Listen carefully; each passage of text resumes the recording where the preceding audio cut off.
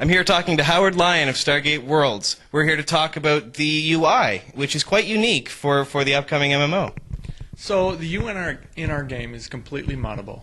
We really wanted to open that up to the players so that they could customize their experience, both visually and with the way the UI is laid out in the game.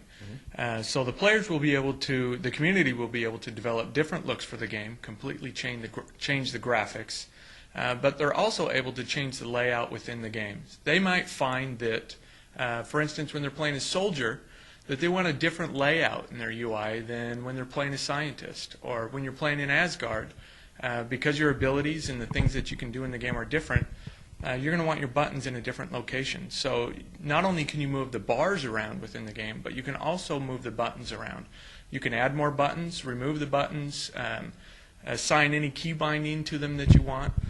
You can change the way that your interface reacts to layer shifting. So if you load in a different layer in your interface, there are some buttons that you might want to stay anchored, while other buttons can shift around them.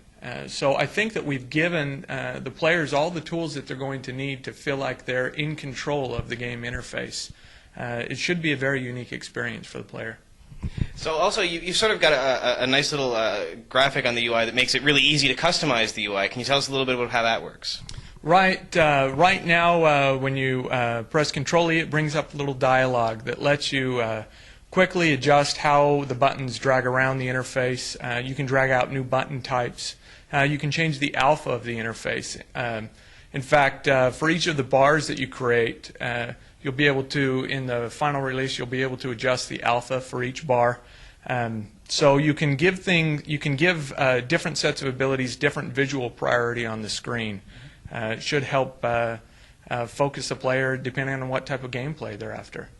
Okay, so if I think I've come up with the absolute ideal archaeologist UI, do I have to go on to forums and sort of post exactly how to do it, or have you guys developed something to make that a little easier for me? Great question. You're able to save your profiles in the game.